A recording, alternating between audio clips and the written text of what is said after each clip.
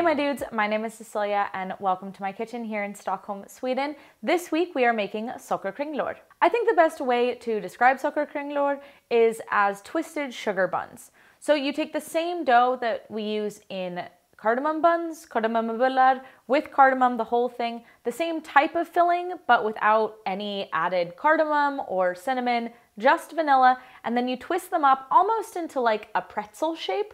They get baked off, they get brushed with melted butter, dipped in sugar. They are ridiculous. They are so good, very sweet, but very delicious. So let's go make them.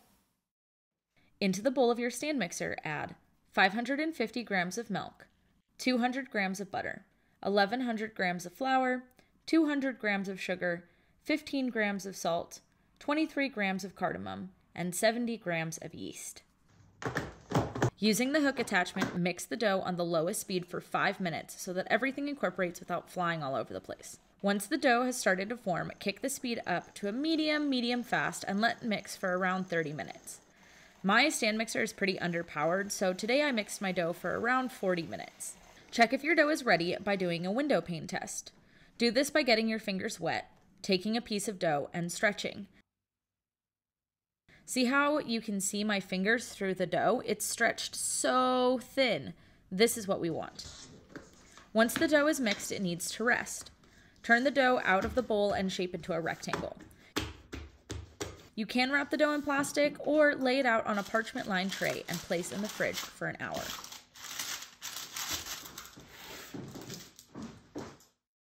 While that's resting, let's make the filling.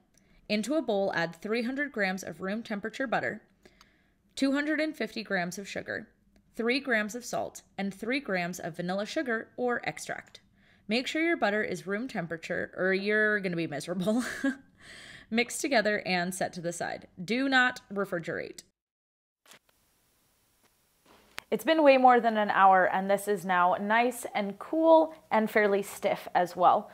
The reason I normally suggest wrapping it in plastic and not just doing it out like this is it has formed a little bit of a skin. That's not really a problem, but it's not something that, it's not preferable. Take off the parchment, flour the dough, and roll it into a large rectangle.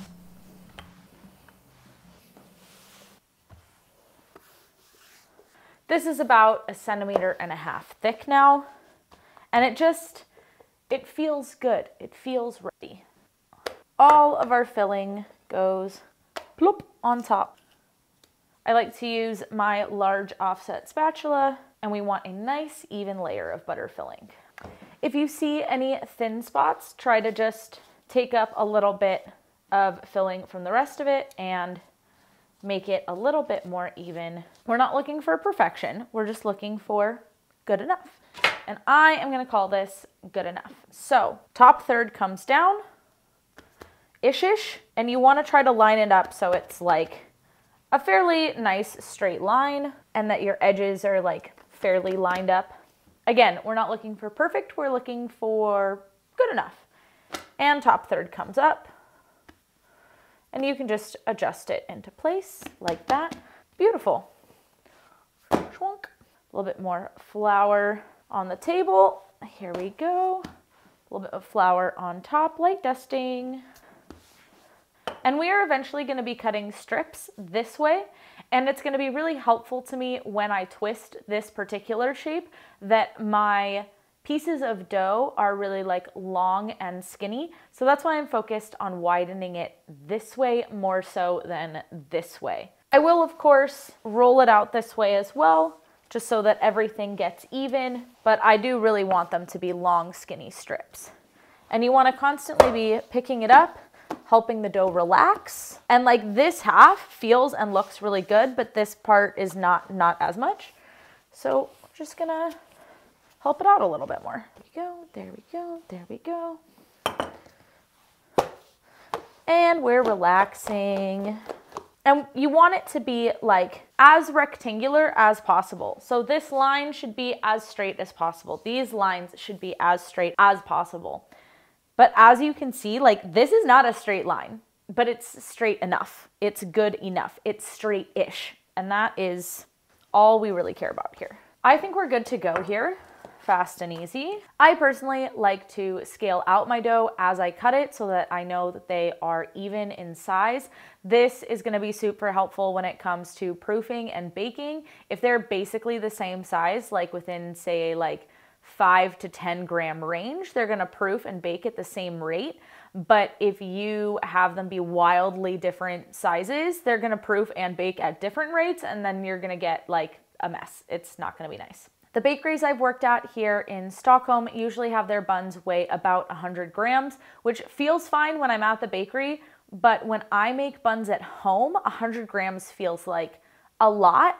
So we're gonna try to have each of these buns be 80 grams, but we're really looking for between 75 and 85. Anywhere within that 10 gram range, we're gonna call it good and happy. Also, quick note, as I've already started doing this is my pastry knife. It is incredibly dull. This is what big, dull knives like this are good for. I do not have to worry about my marble because this knife is only for cutting through the dough. It's not gonna scratch up my work surface. So if you are very into pastry, if you are a pastry chef, if you are looking to get more into pastry and baking, get yourself a nice big knife and then don't care about it. Do not care how sharp it is, the duller the better. That one was 100, all right. Maybe we'll just go for 90 since that seems to be all I can do here. All right, we're going with 90 because every single one that I've done has been exactly 90 grams, so 90 it is today. And that's fine. Sometimes it be like that. Because I do not have space over here for a baking tray, I'm just gonna pick them up, bloop, and pop them on top of each other. Parchment on baking tray. I lied.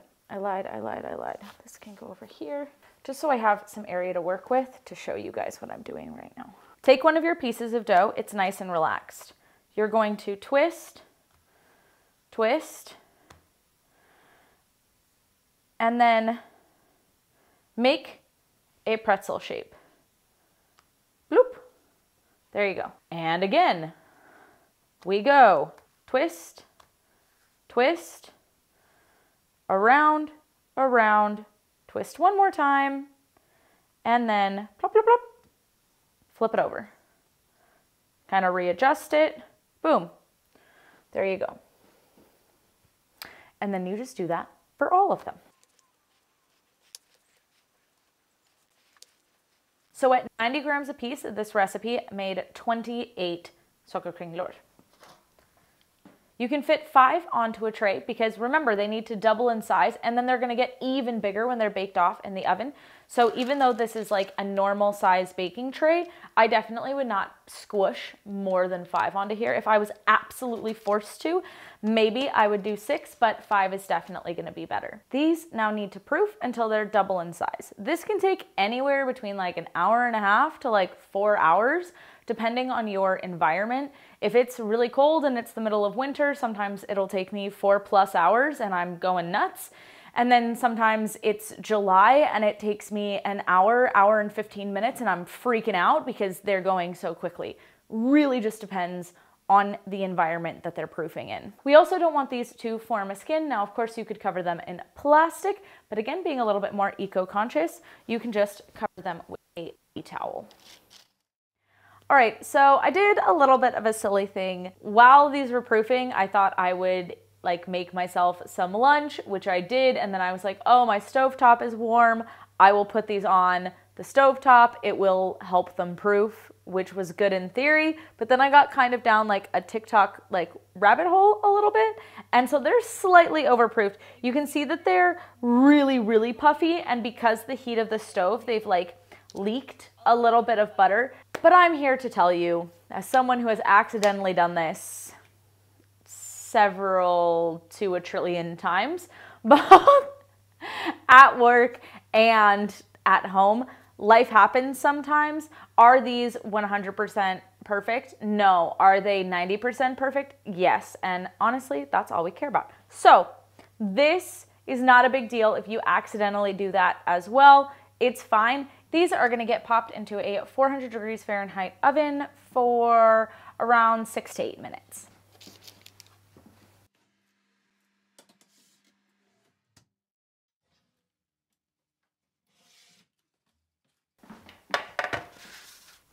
They look so good. See, even though we overproofed them just the tiniest bit, I told you, no problems, only solutions, no worries. Don't take it so seriously. It's all fine. We're having fun. They're buns. They're delicious. So one thing that I did forget to note before I put them into the oven is that these are going to get brushed with melted butter and then dipped in sugar. So you don't want to brush them with anything now. You don't want to brush them with anything before they go in, because if you were to brush them with something like egg, then the outside of it gets really shiny and then the butter doesn't stick to it. And same with now, if we were to brush them with the butter and sugar, the butter would just absorb into like this crust here and it wouldn't like allow the sugars to stick. So just trust me with this. Don't brush them with anything. I promise you nothing bad is gonna happen. Just let them cool completely. I promise you this is the way it's done. So to help facilitate them cooling quickly, we're gonna put them on this nifty rack here and then wait until they cool completely. Take a shot every time I say, wait until they cool completely. While we wait for them to, and say it with me now, cool completely, let's melt some butter. You don't need that much. This is what, maybe a tablespoon or two? I think that'll be enough. Gorgeous. Melted butter. And then you also want a bowl full of sugar. This could also be a plate, whatever. It just needs to be something that like has a nice flat wide surface area so that one of these can go dunk. Are they cool yet? No. Thanks to yet another TikTok rabbit hole, these are 100% cool.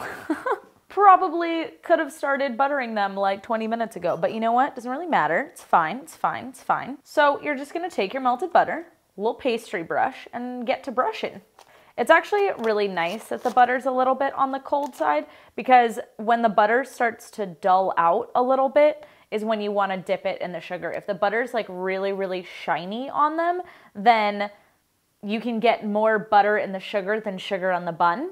You know what I mean? It's like a small difference, but it really does help like make them look super like, you know what I mean, Jelly Bean? My dad used to say that to me all the time. This does not need to be on there anymore. Bye-bye. Take